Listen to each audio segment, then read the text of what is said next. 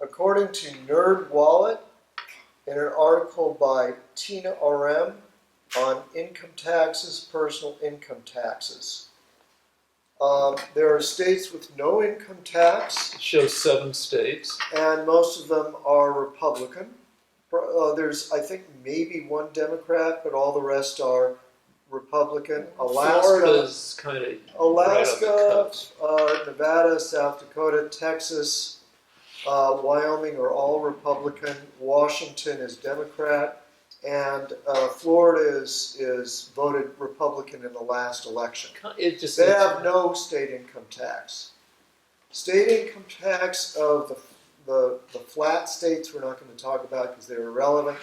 State income taxes for the remaining states, the highest is California with 12.3 compared to all the others, none of which reach 12.3. Okay, so what you're saying is, when does the 12.3 kick in, by the way? It is a progressive income tax. So you have to have a certain amount of income to hit the, in California, you have to make more than $573,000 to pay that 12.3% on everything you make over $573,000. And in District of Columbia, you've got to make $1 million to hit the highest rate. Yeah. In Connecticut, you have to make $500,000 to hit the highest rate. Yeah. So that doesn't mean anything.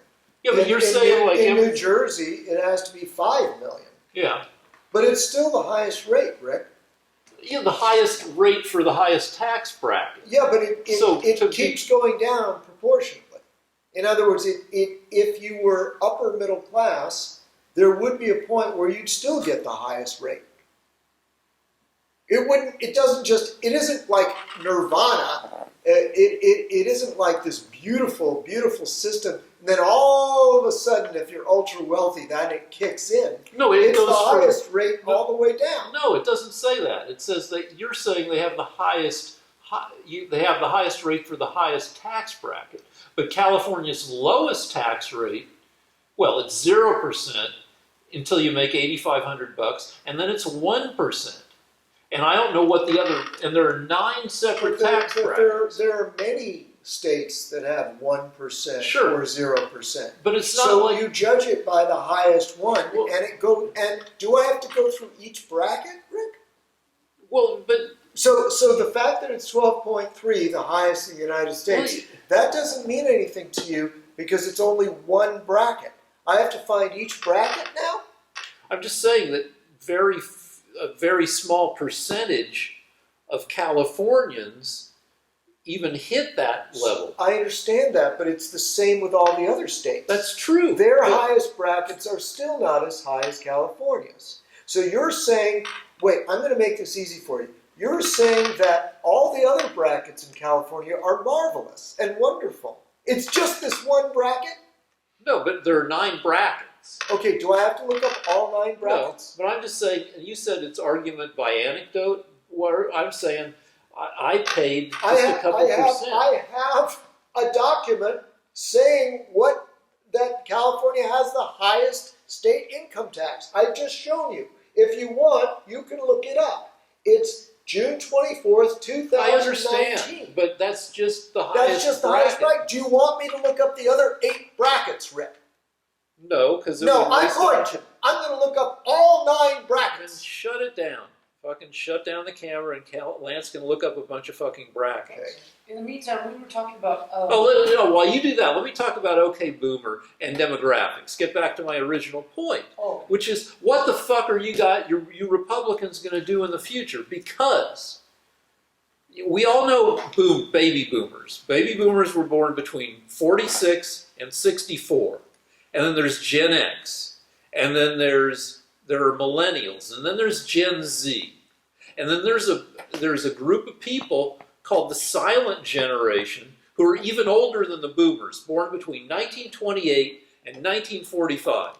Of all those different generations, the only one that has more people who are Republicans than who are Democrats is the silent generation, people who are at least 74 years old.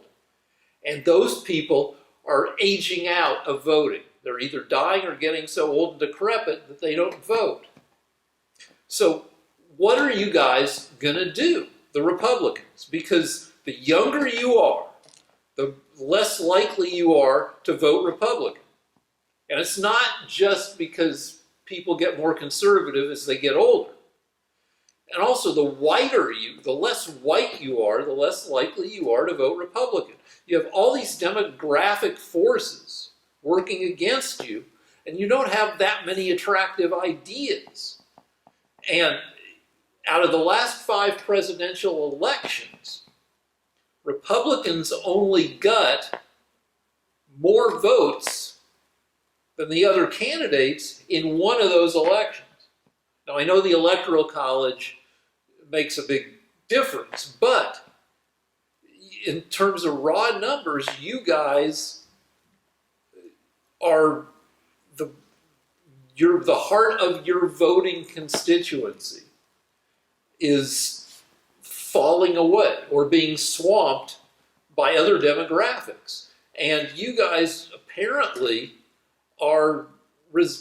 Let's take a look at 2 things. Evangelicals and medicine. Yeah, you know what's bothering me is we didn't finish the tax thing. I have Okay. a quick thing. Okay. Okay, guys, real quick. I was able to find the personal income tax, all 9 brackets for California, and it is proportionate. So if you make the average income, which is 56,000, or between 50 over 56,000 is the average income in the United States. It's 9.3%, which is still higher than almost all the other states. All right, that's a lot. Okay, so California does have the highest state income tax of any state, because not only is it the highest at the upper bracket, at the very highest bracket of 12.3%, but it is proportionately equally high all the way down for all the other brackets. It's that 9.3 is high, but that 9.3 is still higher than almost any of the other states, except for the highest income brackets of the other states. So in other words, Hawaii, a Democrat state, has over 10%. This is getting way too But hold on, one thing. It's proportional. Okay, that's 9.3 is high, but that is my bracket. And I didn't pay 9.3. I paid 2% and then maybe 2.5% over the past 2 years, because you get exemptions and deductions. Okay. Even under... Okay, Rick, we can't base this on your income tax. Yeah, but the statement I made is true. I punched in my shit, and that's what it told me to pay. What do middle income people pay for a federal tax? That ranges at the highest levels, I think, right now. It's I don't know. It's probably around 20%. So then 20 plus 12 plus 9, so now they're paying close to 30%. Except not, because as I said, you get exemptions and deductions. Well, do you think that California is the only state that gives exemptions and No, deductions? no, but I'm saying that people... Is it true that California has the highest state income tax in the United States? Probably. Is it true, Rick? Well, I don't know for sure, but because you'd have to look at a bunch of statistics. And we just looked at some statistics. We just looked at all 9 brackets, Rick. Those brackets are high, but I'm in the bracket that is at 9.3%. I paid less than a third of that. And all I did was punch in my numbers into a fucking tax prep.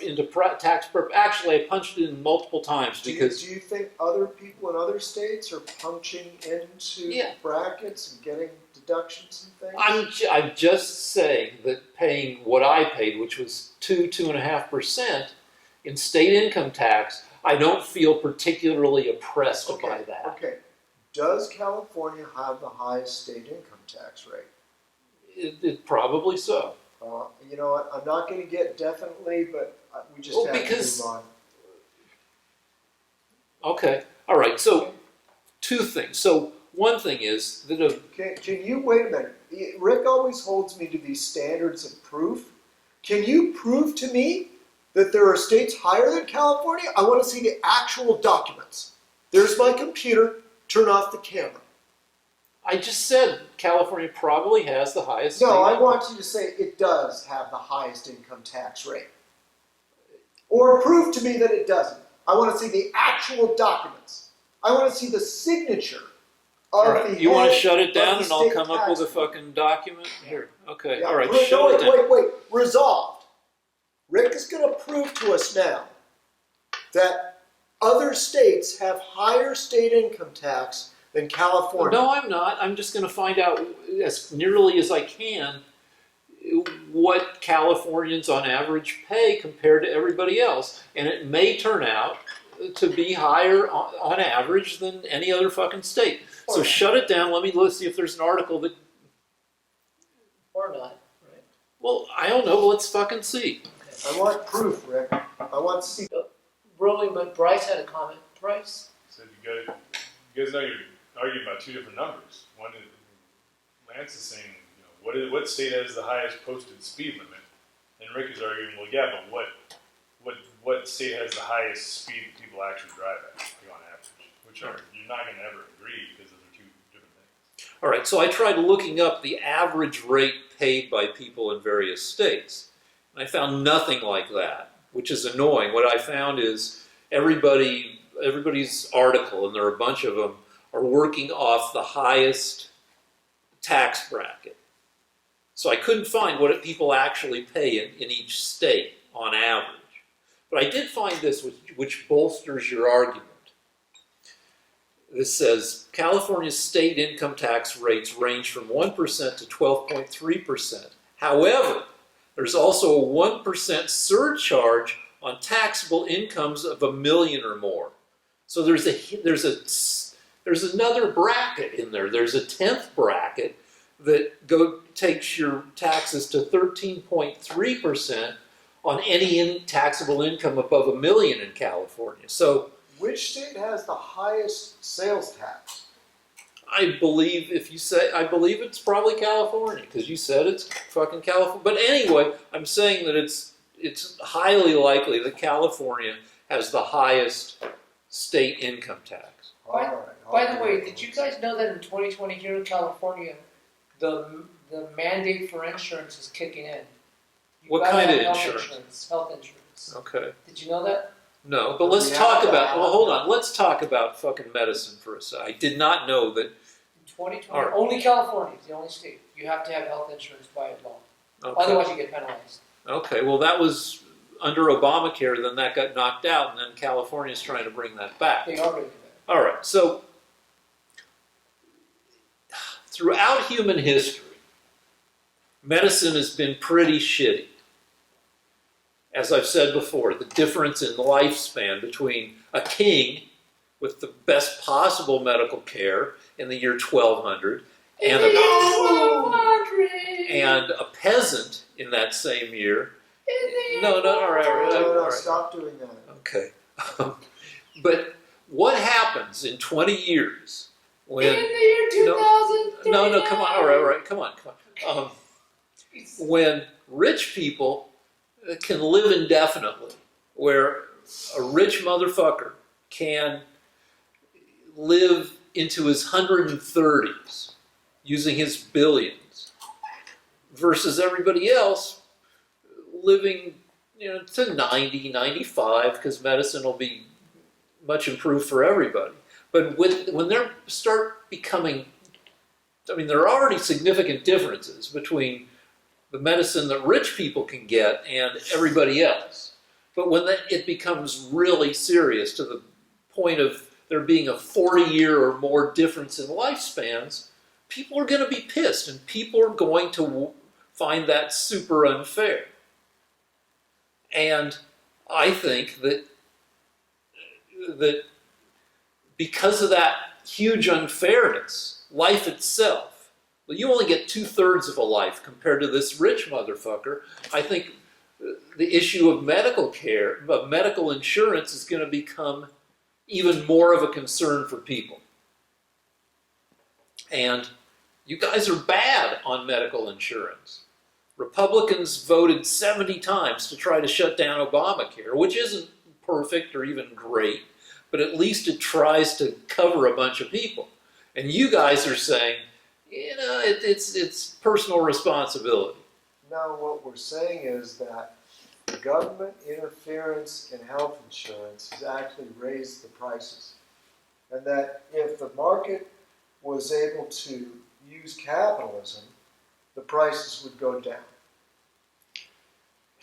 It's government interference that keeps those prices high. It's government interference in a range of medical issues that keeps the prices Well, then high. how come, like in Canada, where the government runs health insurance, the per capita cost of health insurance is less? Well, for one thing, their medications cost less. Okay. But it's because of the unfair way that what happens is American medical companies, they come up with the medications, they sell them cheaper in Canada because they have to charge more in America.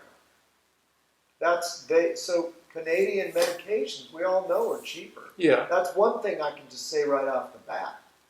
But that has nothing to do with Canadian medical insurance. So I guess what I'm asking is, what are you going to offer people, voters, the 90+% of voters who can't afford Cadillac medical insurance when it starts making a 30, 40-year difference in lifespans? Well, what I would do is this. I would have the government stay out of health care. I would say that your health insurance shouldn't be tied to your job. I would say that if you can prove you can fix a bone, you should be able to fix a bone, even though you're not a doctor. I would say that the government should let, wherever possible, the market solve the problems. For example, for the longest time, the government mandated that you had to have medical insurance from your own state. So there were some states where there was no competition, no capitalism at all. There was just one company. So the government getting involved always raises prices.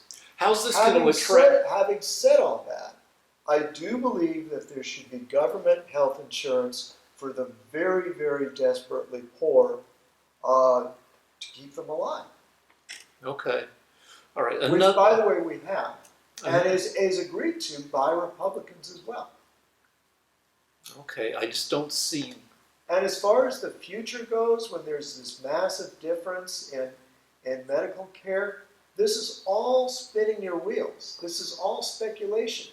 You don't know. You don't know what's going to happen. They may come up with something that is inexpensive and that everyone can afford. So all we're doing is speculating, and your speculation is Republicans are mean. So eventually, when all these inventions happen, Republicans will be mean to everyone. You don't know what the hell's going to happen, Rick. You can't predict it. And as a scientist, you should admit that you can't predict what's going to happen. I can predict some stuff. I can't predict other stuff. And there is stuff that's cheap.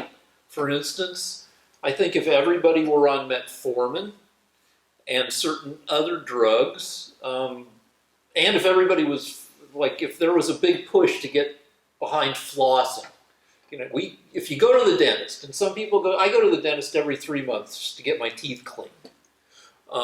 Most people don't go that often.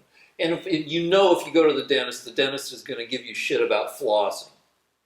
Nobody ever flosses enough or correctly. And flossing is associated with a higher quality of health. Because if you don't floss, you're breeding a bunch of bacteria in your mouth, which you swallow, which get into your chest cavity and make your heart inflamed and make it more likely it's a mess. And nothing's cheaper than dental floss. And metformin is cheap. It costs like $10 a day. So there are cheap solutions that add years to your life. So I'm not arguing that. But I am also arguing that when rich people start getting those genetically engineered pigs that allow you to get organs that you don't have to take anti-rejection drugs, replacement kidneys, replacement livers, replacement hearts, those things may eventually be cheap, but when they first start coming out, for the first 20 years of organs grown in pigs, those things are going to be frickin' expensive. Well, I'll give you an example. They just they fixed Carter's brain cancer. Yeah. Because they gave him a designer cancer just for his personal. They gave him a designer cancer therapy. Therapy, yeah. So that is, for the listeners that don't know, all cancer is different because it's all your personal cancer. Yeah. So the most effective treatment is something that's grown just to hit your cancer. Now you can't get that though unless you're rich. Yeah. Do you see a revolution happening? Yeah, because I know, but I mean, do you see the poor people showing up with pitchforks and torches and dragging rich people out of their houses because of this? I don't know, but I mean, Well, you do know. Well, no. The truth is that it's not occurring. So people are living with the inequity. Yeah, but let's see. I mean, when it becomes, I think there was a science fiction novel by John Varley that has rich people living in fortress, beyond gated communities. Rich people living to be 200 years old and more, and living in fortress-style communities because everybody's pissed off at them. Now, I can't predict whether that'll happen or not. I can predict that shit starts off expensive. Like, people like to talk about how it cost, I forget how much, maybe $5 million to pull the first genome of somebody. And now you go on 23andMe and you can get your genome for like $70. So you're answering your own question. Yeah, so I'd like to talk about global warming. Are we done with this subject? just one more thing, which is, I mean, you've got a lot of demographic pressure on the Republican Party. And one more thing is evangelicals being so much behind Trump is putting pressure, is causing younger people to not want to be religious because they find it, many young people find it ridiculous that evangelicals can support the current guy who's, anyway. Well, we've had this discussion before. Yeah. Evangelicals want peace, victory in war, and prosperity as much as everybody else. So I don't know why evangelicals would not support this incredibly successful president. All right. I want to talk about global warming. Go ahead. I read an article today that said that this is actually a NASA study that was published by the UN, and it said that because of the CO2 that we have increased, the world is now 15% more verdant than it was. That actually the CO2 emissions are making the world greener. And so, actually, if trends continue with the CO2 that we have now, the world will produce more crops, there will be less starvation, and there will be more greenery all over the world, except for in a few small places. So it turns out that if we do nothing to stop greenhouse gases, the world will be greener. If we do nothing to stop You said it's a NASA study. Where'd you see it or hear it? You got to look it up, huh, Rick? Well, you need to see the actual documents, right, Rick? yeah, I'm just making this up. No, you're not making it up, but like often you or Mark Do I have to Stein. look it up? Do I have to look it up? Do I have to look up the article? I'll look it up. I will look it up, but I also want to tell you guys something. I am going to go to Rick's marriage counseling session, and I'm going to take the side of his wife, the therapist, his kid, anybody that will say Rick is a big pain in the neck. All right? So I'm going to look this up.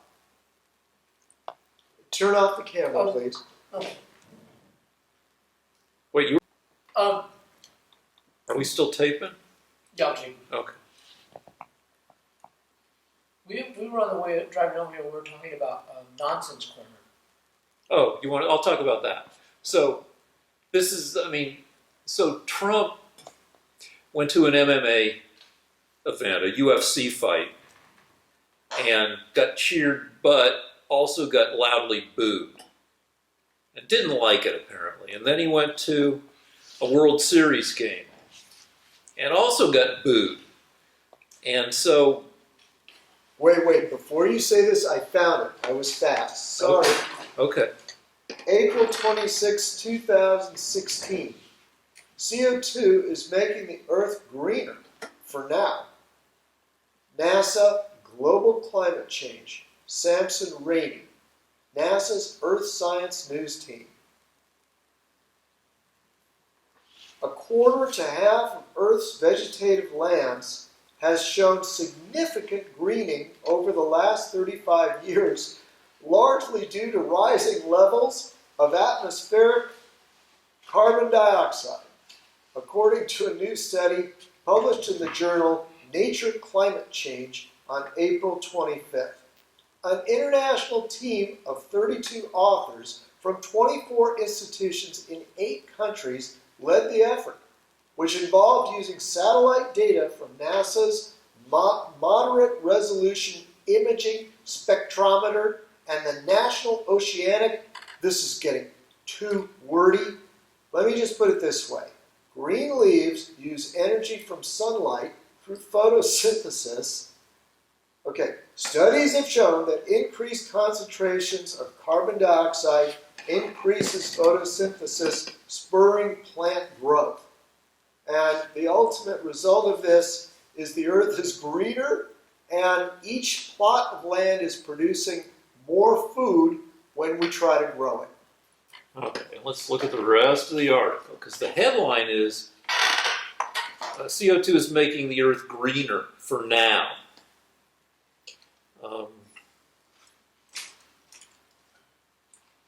Lance, you said that you had like a discussion on Facebook with somebody, an argument about art. Yeah, let's do a little art corner. What I want to talk about is this persistent belief that artists are born with magical talent. And so there was some artist on Facebook that was trying to say that art is this magic thing, that it's not just skill, it's something you're actually born with genetically. And the evidence was sometimes families have a lot of artists in them. What my response was is that everything I know is skill and practice. That every student I've ever had started crapping, and through skill and through practice and learning the right techniques really improved. But there's more. Then the artists on Facebook, still wanting to prove that they're magic, said, but Lance, art is more than just skill. I mean, what about imagination? What about your themes? What about how you inspire others with your work by having clever compositions and themes and choices? In other words, not everything is skill in rendering what you see. There's also, what is your subject? What are your colors? Where do you use your imagination? And my argument was this: if you're not imaginative, you can learn that too. You can learn to be imaginative. And if you tell people that they can't learn to be imaginative, they'll stop trying. But you can actually practice becoming more imaginative. And then they said, but what about your message? what if your ideas are stupid? And I said, well, you know what? You can try to be wiser. You can meditate. You can do more research. You can paint about things that you really know a lot about. Like if you're a boxer, you can stick to just boxing paintings. But the point is that if you can find wisdom and you can paint, you can have wise paintings if you set your mind to it. So you can develop your imagination, you can find a message, and you can develop your skill. So my answer to anybody is that everything in art can be learned, and it depends on whether you believe that it can be learned, and set your mind to learning. That's the end of Art Corner. Let me give a couple of analogies that support that. One is video games. There are people who play video games who can, have amazing powers of getting through incredibly complicated, violent landscapes filled with attackers. They can do just amazing feats of interpreting visual data and acting quickly on it. And similarly, superhero movies. We can watch a superhero movie like Avengers Endgame that has more than 20 main characters, and all of them fighting all this stuff, and a lot of people can follow all the action and tell you what happens to each character from moment to moment. But if you showed that same movie from 2018 to somebody from 1978, they wouldn't understand a fucking thing about it. It would just seem like chaos and completely incomprehensible. Because we've taught ourselves, we've been trained to rapidly interpret visual input. And that's what Lance is saying, that you can train yourself to become more visually perceptive. Would you say that movies in the 70s and 60s are a lot slower? They're brutal. You try watching a movie from the 70s or a movie from the 40s, and it's tough because they plod along. The takes and the scenes are super long, and the points they make are often super we know what's happening. We know what this character is about. And they have to spell it out for you because people back then hadn't seen 10,000 movies. They'd only seen 1,500 movies. And so, yeah, it's, I've said this before, but everything got faster when MTV came along and started throwing up music videos that had to tell a whole story in 2.5 minutes with takes that were only a second long.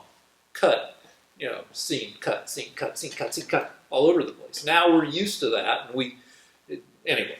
I did find this article from 2 years after the article that Lance found from the New York Times. It says, global greening sounds good. In the long run, it's terrible. Rising carbon dioxide levels are making the world greener, but that's nothing to celebrate. I'm not going to go into the whole thing, but it doesn't mean that more CO2 gets locked up by more plants because they end up breathing it. Anyway, it's a whole thing. Let's get back to nonsense, which is Trump... Wait, I have a rebuttal. Okay. If you don't believe me, everybody think back on your high school. When was the Earth the hottest and the greenest? There was a time when the Earth didn't even have any polar ice caps. And that was during the time of the dinosaurs. And the Earth was at its most green. So, I actually now am totally in favor of making the world not worry about global warming. Because the warmer it gets, the more green the Earth is going to get. Because we have evidence. We know that the Earth was at its greenest and that we didn't always have polar ice caps. That's not the only thing, though. With climate change, you get the acidification of oceans. So if we end up with dead oceans, That's a huge frickin' problem. Well, how is it that we had the oceans teeming with life during the time of the dinosaurs? I don't know. It's not something I've looked into. Okay, well, But it's also not something- I happen to have seen Jurassic Park, and the biggest, most dangerous dinosaur in that movie, even more dangerous than the T-Rex, was the sea dinosaur. Much bigger, very dangerous, and I'm looking forward to it. Okay, fine. Hopefully, in my lifetime, we'll get it back. All right, so fine. So in this week's nonsense corner, Trump has attended 3 sporting events. One of them was a UFC thing, so there wasn't a home team there. But the 2 events he's attended with home teams, the home team lost. Yesterday he attended LSU versus Alabama in Alabama. By the way, in a way, the home team did lose in the UFC because it was the BMF fight for the baddest motherfucker, Yeah. and the doctor ended up calling off the fight. So nobody, I mean, All right. So you're saying what's his face, Nick? Nick Diaz lost only because he had a cut in his eye. And Yeah. He called off the fight. So technically, What we're saying is that if you're superstitious, you don't want Trump in your stadium because, like, Alabama lost at home for the first time in either 31 or 32 games. But it's nonsense. I mean, he has nothing to do with whether the team does well or not. Though there's a guy, a never-Trumper, Republican strategist named Rick Wilson, whom I love, who has a principle that he calls everything Trump touches dies. That if you associate yourself with Trump, it's eventually going to cost you dearly. Yeah, he must have touched ISIS then because he killed 50,000 of them. Okay. All right, what else do we got, if anything? well, I think we're pretty close to the end. But there is some Don Jr. book. Okay. Democratic candidates, Omar the dog whistle. All right. What do you By want? Fox News. Oh, yeah, okay, Bloomberg. Michael Bloomberg, the 3-term former mayor of New York, and a guy who's worth, I think, more than $100 billion, has applied to be on the Democratic primary ballot in a couple states that have early application deadlines. He hasn't announced he's running, but he did apply in a couple places so as to not miss the deadline. And what Twitter is saying is, oh, we don't need another, he's 77 years old, by the way. We don't need another super old billionaire in the race. Instead, take your billions of dollars and buy Fox News and make it actually do the news. Fox News is valued at $23 billion. So if one super billionaire or a bunch of just regular billionaires got together, they could probably come up with an offer and buy Fox News. Well, Fox News survived the Disney takeover of Fox because Disney is a Democrat company, and they attempted to buy 20th Century Fox. They bought their whole catalog of films, but Fox News stayed independent. So I don't think they're going to get bought out by anybody.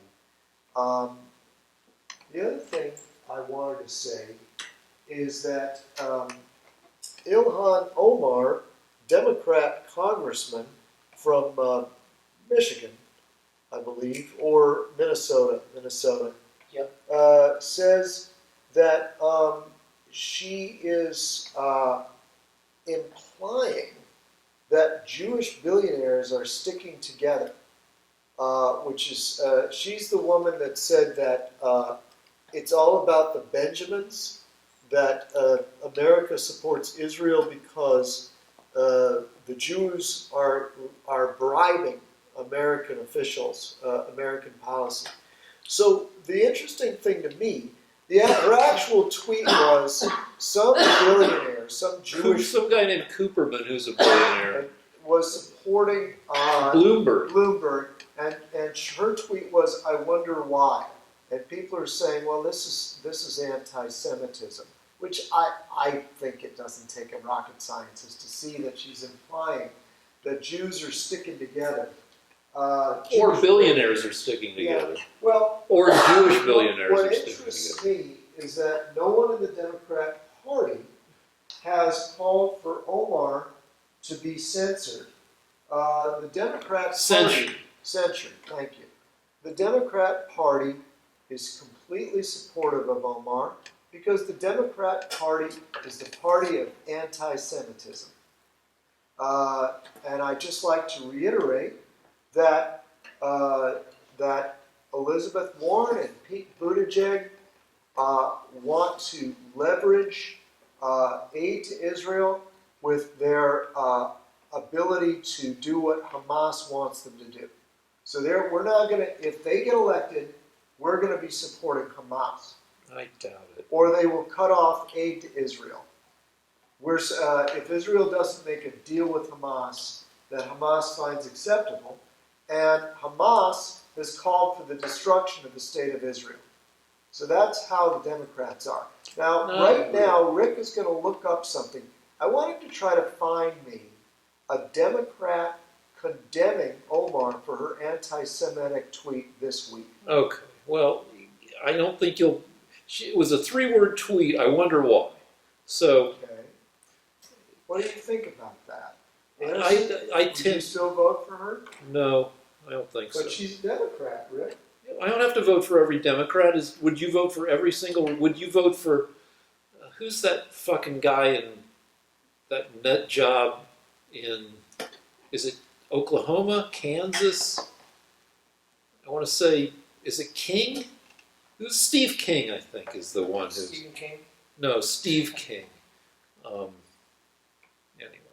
But my question is, why aren't other Democrats condemning her for being anti-Semitic? So it's really not a matter of what you would do. I want to know what elected Democrats, besides yourself, you're also elected, would do. Hold on. Let's see. Ilhan Omar condemned by Pelosi, Democratic leaders for using anti-Semitic tropes. This is from... I can't tell whether it's... That was February. Years ago. I'm That not article sure. is over a year old. Rick. No, it's either from February or it's from last week. But I believe it's from February, though. Well, why? Yeah, it is. Because somebody got confused and posted it as a new article because the difference between... So why don't they do something to stop her? Why doesn't the Democrat Party primary her? Why don't they say, you know what, we can't have this anti-Semite in our midst, and we're going to have to primary her? I don't know. Because they don't give a shit about Israel. They hate Jews. The Democrats hate Jews. No, 3/4 of Jewish voters vote Democratic. That just means that Jews are stupid. Really? It Because doesn't mean that the Democrats I thought are good Jews for were about the smartest demographic there is. Well, Besides Asians. Okay. It doesn't matter that Jews vote Democrat. What matters is the Democrats have abandoned the Jews. Nah. Well, can you show me what, show me what Warren's policy is regarding aid to Israel. Is she tying it to an agreement with Hamas? If you say so, I'll believe you on that. You'll believe me. Well, is that good for Israel? No. But I mean, well, no. So why don't they move to condemn Omar? Why don't they do something? Well, I don't think you about can, Omar? for this They could latest primary thing. her. They could primary her, but they're not going to. Have you guys ever heard of Dan Carden? No, I haven't. He sang the racist words to the Beatles, Hey Jude, he sang Hey Jews. Yeah. All right. Do we have another subject? Because I Yes, think I we're have a running quick out of question. steam. I do have a Okay, quick all right, okay. What do you got? James Carville famously, during the Clinton presidential election, said it's the economy's stupid. Does that still apply? Because I'm curious, because I mean the economy's doing great. The numbers just came out again. Black unemployment is the lowest ever. Hispanic unemployment is the lowest ever. So do you think, Rick, do you think, Trump's election is inevitable if in fact it's the economy's stupid? No, because Trump has done Trump has things to run on. Trump lowered corporate income tax. Huge. I mean, he didn't do it alone, but he was the president and worked on it. That was one of his things to do, and he got it done. He killed the head of ISIS. But if you look at his but he's also done a lot of shit that people don't like. And if you look at his approval ratings, they have been steadily in the high 30s and low 40s for his entire presidency, except for the first week of his presidency when his approval was up near 50%. His approval ratings are similar to Obama's. From time to time. If you look, I can show you the graphs. But his approval right now is similar to at 1,000 or so days into his presidency. He just tweeted that he was at 50%. Yeah, but he works off of Rasmussen, which they call landlocked. They end up getting more Republicans than any of the other polling companies because they call landlines, and old people have fucking landlines. So, and if you correct Rasmussen, which the places I look do, they correct all the pollsters and Rasmussen approval's around 43%. Can I talk to you for a minute, Rick? Are Sure. you done? Yeah. Okay, here's the thing. I never kidded myself about Romney's chances to beat Obama. Mm-hmm. I don't think you should kid yourself about your chances of beating Trump. I mean, it may be that Trump will lose, but and that you'd like him to lose, but I don't think the numbers are showing that Trump is going to lose. And you've got to be honest with yourself. Okay, no, I don't disagree with that, most of what you're saying. Yeah, that's all right. I personally think that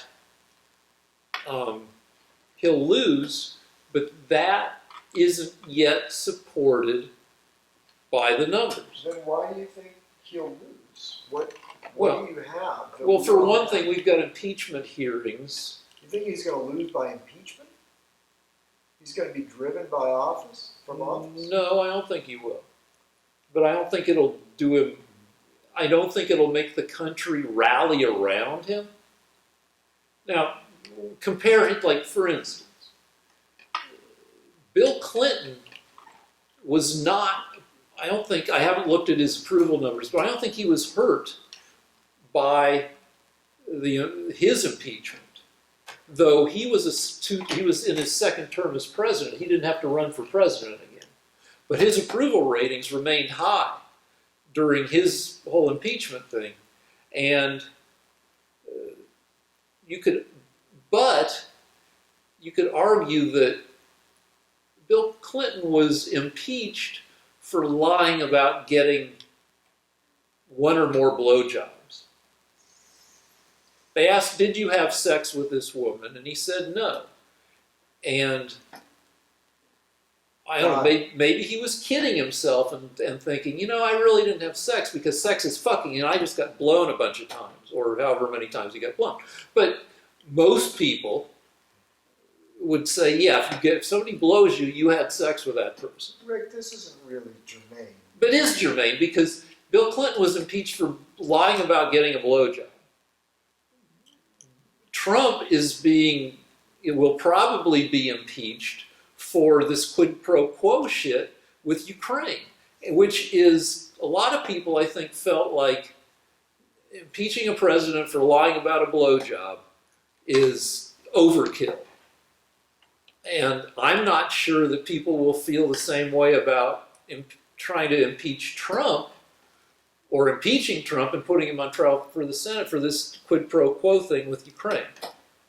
Now, I think it'll be more hurtful to him. I think his situation is more like Nixon versus Clinton.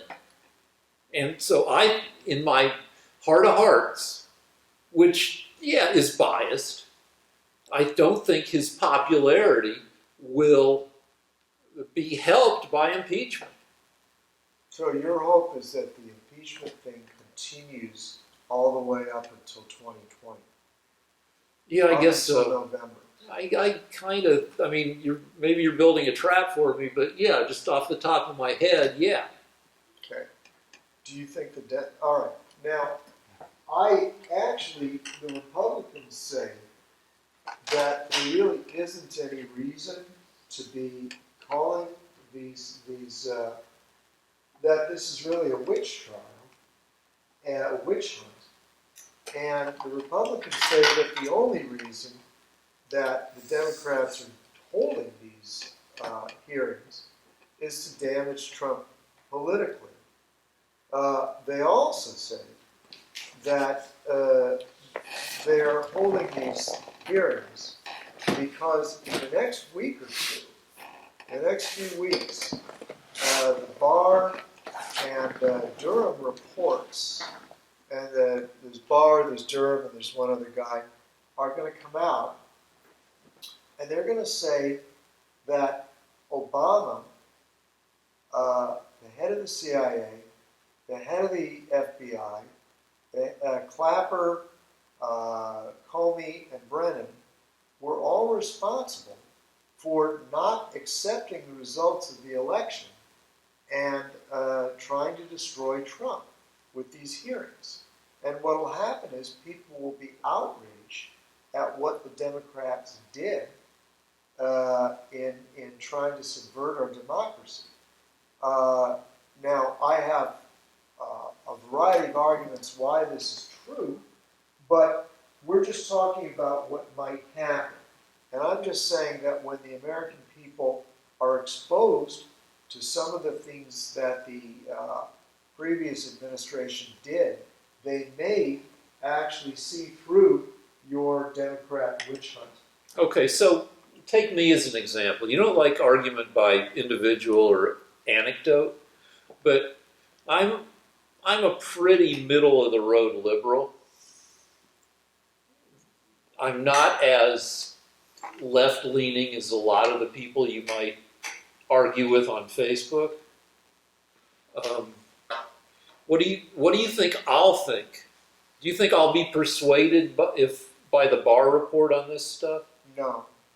And so do you think, I mean, we're pretty polarized. Do you think a big chunk of the electorate is going to be, I mean, this argument works both ways. A big chunk of the electorate no longer believes that Trump colluded with Russia. Our director has some. Don't you think that Barr's credibility has already been discredited anyway? Yeah, I mean, because whatever- Barr's summary, but there's 2 points. One, to your question, I think Barr's summary of the Mueller report was deceptive or disingenuous or whatever you want to call it. But my argument is, I argue that the impeachment will not make Trump more popular. Notice I didn't argue that it'll make him less popular. I would hope that it would, but we're so polarized that I don't think I'm not sure a big chunk of the electorate will be persuaded by impeachment hearings. And the converse, or the same argument can be made on the other side, that if the Barr report comes out and says that it's outrageous what Obama and Comey did, you could also argue that my half of the electorate won't be persuaded by that. That each side is unpersuadable by the other side's arguments at this point. Okay. No, that I agree with. Why don't we stop now? Okay, except give us money if you'd like, if you can spare it, at our PayPal account is Lance versus Rick, Lance vs. Rick at gmail.com. And thank you. All right. Did you get a booger on yourself? What's going on? Rolling. So this is kind of going back to something you guys were talking about. Would you agree with Lance about learning like talent versus like magical talent versus being able to learn all these things? Yeah, I tend to agree with that. Well, Though, I mean, it's hard to, you can't discount, like there's, the name of the argument is nature versus nurture. Mhm. And just by calling it that argument, you fuck things up because it's not that simple at all. sure. If you look, for instance, at Adam Carolla, Carolla is some kind of genius. If you listen to him talk, he talks in perfectly formed, highly entertaining paragraphs that just spontaneously come out of his mouth. When I first met him, he'd say this stuff and I'm like, he must have all these talking points memorized and he can just spit out rhetoric, flawless rhetoric. Because he's memorized all this shit. But no, he spits out flawless rhetoric because he's some kind of a genius. And it's hard to pin down what was the sand in his clam that, wait, clams have pearls? I think so. Yeah. What was it? No, oysters have pearls. What was the piece of sand in his oyster that made the pearl of his rhetorical genius? That made him so entertaining and super smart when he talks. And Carolla will talk about growing up white trash in North Hollywood. Depressed parents living in a shitty A-frame, going to a shitty school in the 70s, which was one of the shittiest eras to go to public school. There's a picture of him on the playground, which is just dirt, and his wretched classmates. And somehow, in that wretchedness, fucking Carolla was born. The boy was father to the man somehow.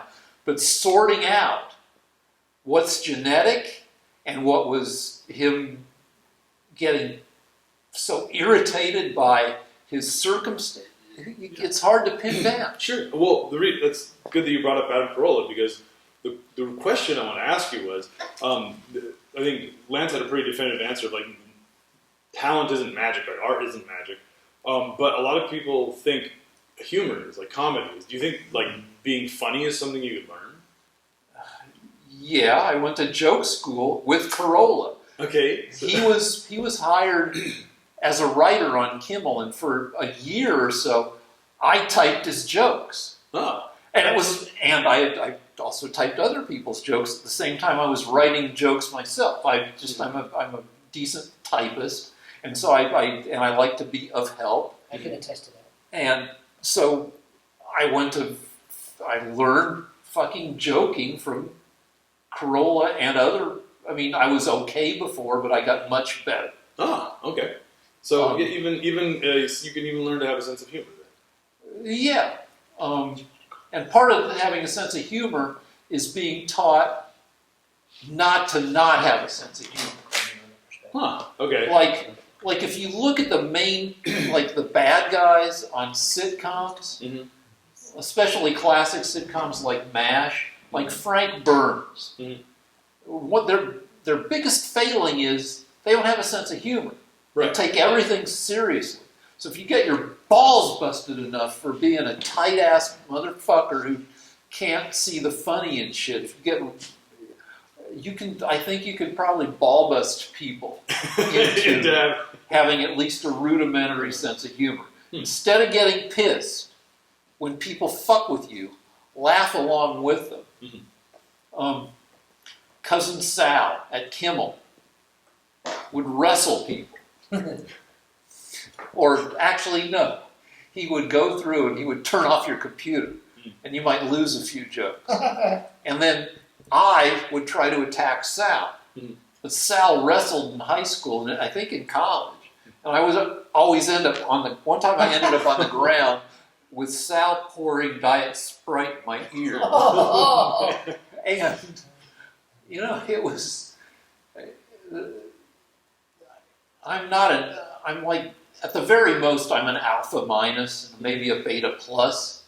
And I'd throw myself at Sal, I'd end up on my ass, and even though I got my ass beat it was enjoyable because it was ridiculous and funny and fun. Yeah. And that made it okay. I mean, Sal, even though Sal likes to fuck with people, Sal is one of the most genuinely nice people I know. Huh. And he calibrates his fucking with people so that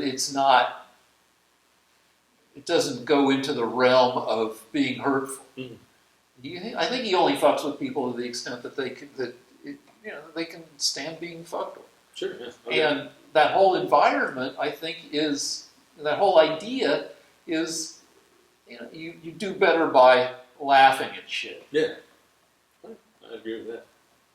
I would just like to say off camera here that I don't think you can learn to be more intelligent, particularly. I don't think you're going to go, like the argument of Adam Carolla being bright. He didn't learn to be bright because of his environment. I think he was born with a good brain. But I do think you can learn to achieve things in the field of painting. Yeah, well, but you can name some artists who were born more gifted than other people. Like, who's your guy? Yeah, no, I mean, look, there are differences in IQ among artists. I'm just saying that if you were born without any skill in drawing, you could develop that skill. And if you were born without having a particular message, you could develop what message you thought was important. Yeah, but there's some people with a higher visual IQ than other people. Like, you can name a couple artists who have just always had more skill. No. Not even Michelangelo. Not even, who's your guy? Who's your best artist ever? Jose de Rivera. Are you saying No, that? as a matter of fact, I have proof of that because this month I went to the San Diego Museum and I saw the worst Jose de Rivera of my life. And it was terrible. It was a terrible Jose de Rivera, and he did it when he was 17. So clearly he learned. So in terms of, if it comes to creating an oil painting, not only can you learn the skill, but you can learn to be more imaginative, because if you look at early Rembrandts, they're very ordinary. They look like early everybody else's work. But he started to push himself to try to be more creative. And his work changed, and he ended up being innovative. So I'm saying, for example, I'll give you a very simple example. Supposing you were satisfied with the way things looked. Supposing you said, you know what, I don't think painting needs to progress at all.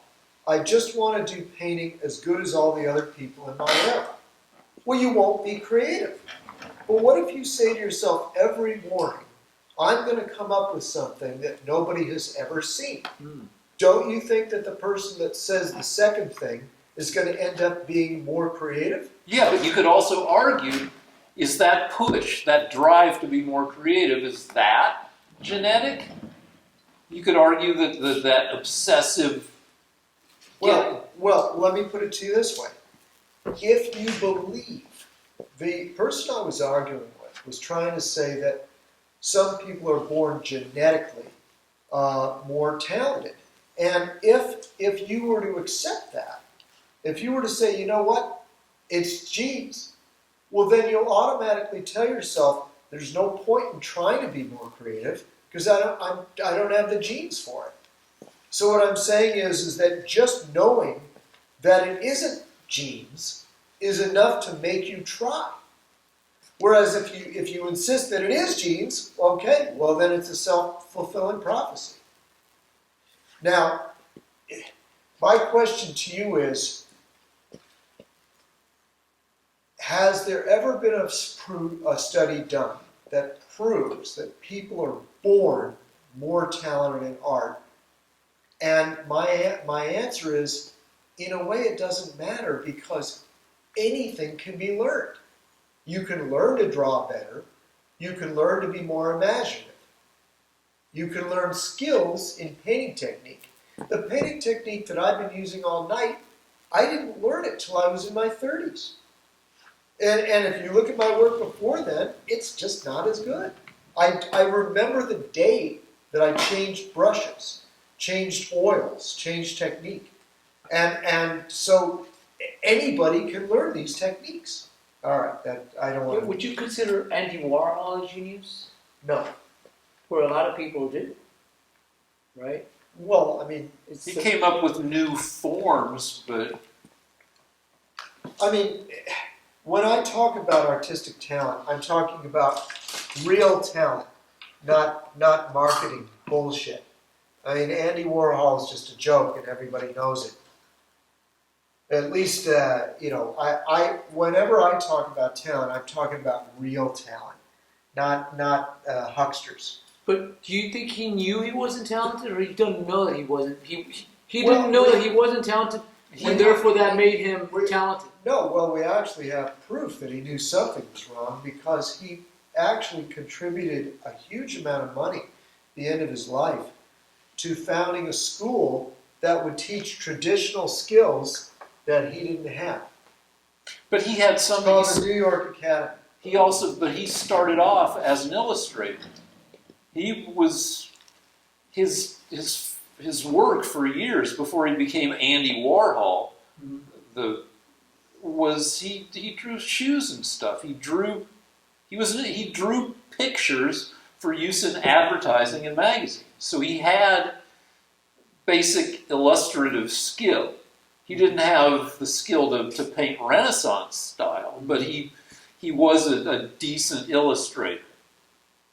Do you think he knew that he wasn't talented, or he just because like he did a motion picture where it's just the Empire State Building the entire time for like 90 minutes? Yeah, And that was well, considered genius. he was working at a time when people were questioning what art is, which meant that a lot of people were doing stuff that depended less on traditional skill and calling it art.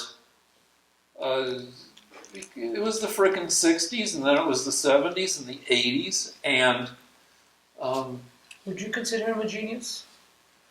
I'd consider him clever at embracing the zeitgeist. I don't know about genius. I don't know. I probably have to know more about his place and what was going on in art at the time.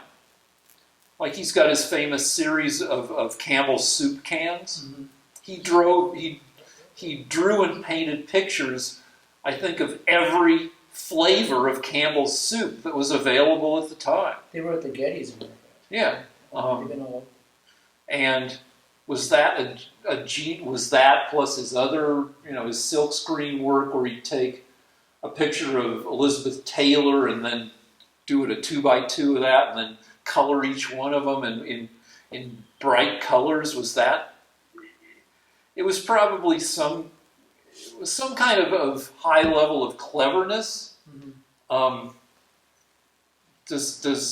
you call it genius? I mean, you can call anything fucking genius. But Is he a genius artist?